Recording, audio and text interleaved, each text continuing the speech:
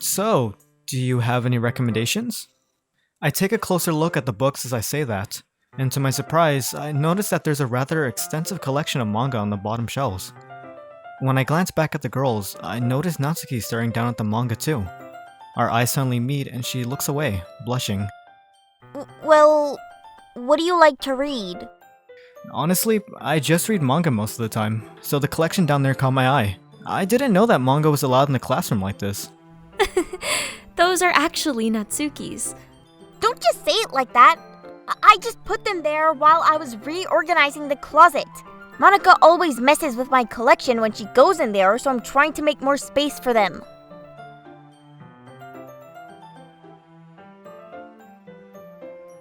Well, which series do you have? I've read a lot, but I don't think I recognize many here. Most of the book spines are vibrantly colored, with big blocky letters announcing the titles. The Boss is a Maid, Rice Ball Basket, Orange High School Nightclub? I've never heard of these series in my life. That probably means they're either way out my demographic, or they're simply terrible. If you're gonna judge, you can do it through the glass on that door. Hey, I wasn't judging anything. I didn't even say anything. I could tell just by your expression. But I'll tell you one thing. Consider this a lesson straight from the literature club. Don't judge a book by its cover. In fact,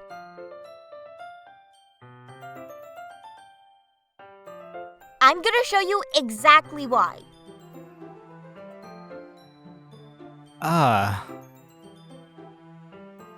It's the first volume of a series titled Parfait Girls, and features 4 girls in colorful attire striking animated feminine poses. It's exceedingly moe. Well, don't just stand there. Natsuki, have you considered that maybe he might not want to read this? Excuse me? Who are you to say that he likes or dislikes something? Thanks for your concern, Yuri, but I'm definitely open to trying out new things. I don't usually read this stuff, but I'm willing to give it a try. Oh.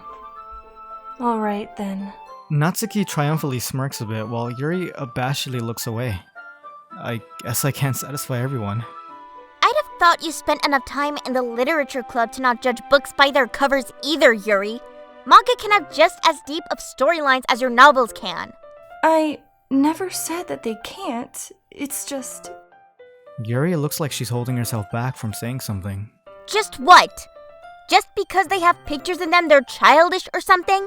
Well, there's a reason why people say a picture's worth 1,000 words. Sometimes there are things that are best described through art. Manga blends both good art and good writing to create fantastic stories. Plus, being able to actually see the characters helps you relate and empathize with them. I see. I just meant that manga is a bit unorthodox as a medium. Well, manga is literature too. It's obvious that the two girls have their differences. Yuri appears comparatively more mature and timid, and seems to have a hard time keeping up with people like Sayori and Natsuki. And although she looks like the youngest in the club, she's clearly just as passionate about her hobbies as the others are. Anyway, this'll be your homework today. I'll let you borrow Volume 1 for tonight so you can start the next book tomorrow. But if you smudge or bend it, I'll kill you. You don't have to worry about that. I'm pretty protective of my manga too. Is it really alright if I borrow it though? I say that mostly because I didn't really plan on using my spare time to read this. Well, of course. It would take forever to finish if you only read it here. I might fall behind on some shows if I try to get through this. But I suppose that that's a necessary sacrifice in exchange for seeing Natsuki's enthusiastic face. Or am I more scared of what will happen if I don't finish it? Okay then.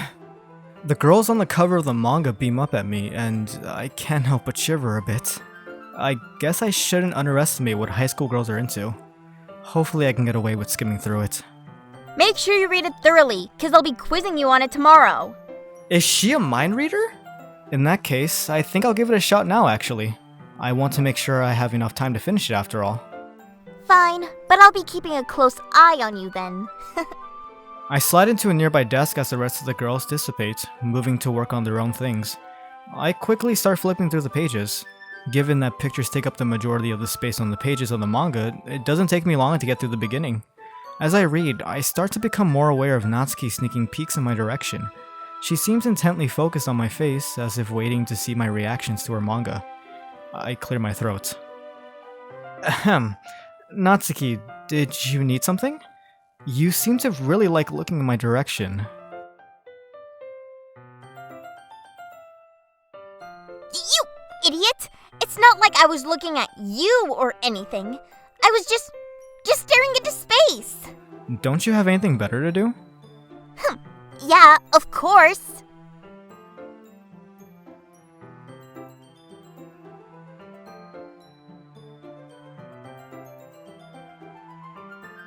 As it turns out, Parfait Girls is just as I imagined it to be. It's basically about a bunch of friends in high school and the cutesy hijinks they get themselves into. Typical slice of life affair.